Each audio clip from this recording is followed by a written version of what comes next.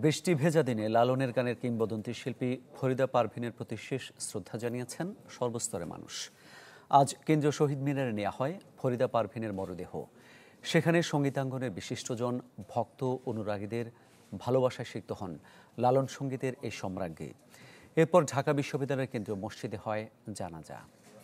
Universal cardiac hospital, আপনার হৃদয়ের আরো কাছে।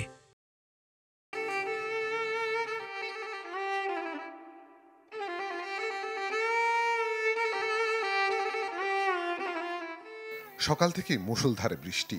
প্রিয় লালন সম্রাজ্ঞীর প্রস্থানে আজ যেন আকাশেরও মন ভালো নেই। ঘড়ির কাঁটা তখন 11টা বেজে 40 মিনিট। বৃষ্টির চাদর গায়ে জড়িয়ে শহীদ মিনারে প্রবেশ করে ফরিদা পারভীনের নিথর দেহ। সংস্কৃতি বিষয়ক মন্ত্রণালয়ের আয়োজনে অনুষ্ঠিত হয় এই শ্রদ্ধা নিবেদন, যেখানে উপস্থিত ছিলেন ফরিদা পারভীনের দীর্ঘদিনের সহকর্মী ও অনুজরা। চলে যাওয়াটা তো আমরা কেউ মানতে পারি না, আমি তো মানতে পারি না। আমি প্রার্থনা করছি, আমি যদি জীবনে এতটুকু কোনো ভালো কাজ করে থাকি, তার দোয়ায় যেন আমার স্ত্রী হিসেবে সে যেন অবশ্যই জান্নাতবাসী হন।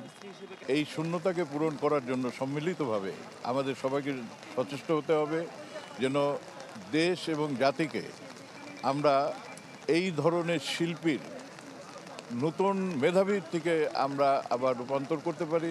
একজন ফরিদা পারভীন ওনার যে সৃষ্টিগুণা দিয়ে গেছে, উনি যে গানগুণা দিয়ে গেছে, সেগুণাকে সংরক্ষণ করা বা তার জীবন নিয়ে আলোচনা করা বা তার কাছ থেকে আমরা কি পেয়েছি, দেশবাসী কি যেগুলো পেয়েছি, এগুলো সংরক্ষণ করে কিছু কাজ করা উচিত আমার কাছে মনে হয়। কারণ এক বাক্যে স্বীকার করি যে লালন শাহের গানে তার যে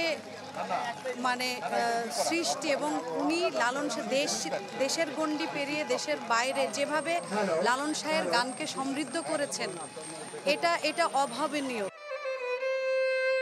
দেশ ছাড়িয়ে বিশ্ব দরবারে লালন গানকে পৌঁছে দেওয়া এই শিল্পীকে শেষবারের মতো শ্রদ্ধা জানাতে আসেন তার নিজ হাতে গড়ে তোলা অচিন পাখির শিক্ষার্থীরা।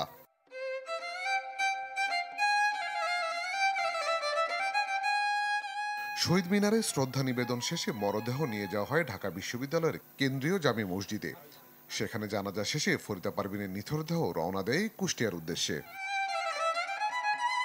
আলী আফতাব, চ্যানেল 24, ঢাকা।